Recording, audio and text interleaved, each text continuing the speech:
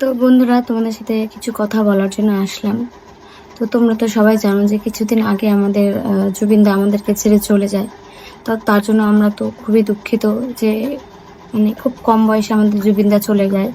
তো মানে এটা তো মানে আসামবাসী তো মেনে নিতে পারছে না, আর আমরা তো মানে বাংলায় আরও মেনে নিতে পারছি না।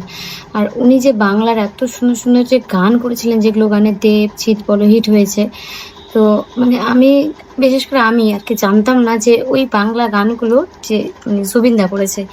তো সত্যি মানে এই জুবিনদা মারা যাওয়ার পর আমি জানতে পারি যে এই গানগুলো জুবিনদা করেছে। তো সত্যি মানে কি বলবো, আর খুবই খুবই খারাপ লাগছে।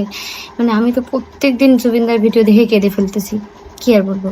তো তোমরা কিন্তু একটা জিনিস লক্ষ্য করছো যে আমাদের যে মানে বাংলার নায়ক আছে, যেরকম দেব বলো জিৎ বলো, এরা কিন্তু জুবিনদার গানে হিট হয়েছে, ঠিক আছে। কিন্তু জুবিনদা যখন মারা যায়, আমাদের বাংলার কোনো নায়ক যায়নি, কোনো নায়ক। অথচ কোনো ছবি দিয়ে পোস্ট করবে সেটাও করেনি। মানে আমাদের দেবদা বিশেষ করে উনি বেশি হিট হয়েছিলেন, তো ওনার তো একটা দরকার ছিল যাওয়া, বলো। যতই সে ওর মানে রঘু ডাকাতের ফিল্ম নিয়ে ব্যস্ত থাক, তাও ওনাকে সময় বের করে যাওয়া উচিত ছিল। তো তোমরাই বলো, আমি কি কথাটা খারাপ বলছি? যদি আমি খারাপ বলে থাকি তাহলে তোমরা অবশ্যই আমাকে বলো যে আমি এটা খারাপ বলছি। আমি খুব খুব মানে আমার এটা দেখে আমার রাগ হলো যে এতটাই ব্যস্ত দেবদা, যাওয়া উচিত ছিল কি না।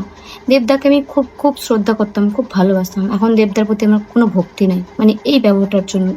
দেবদাকে যাওয়া উচিত ছিল, যেহেতু দেবদাই ওনার গানে বেশি হিট হয়েছে, ঠিক আছে। মানে কি আর বলবো।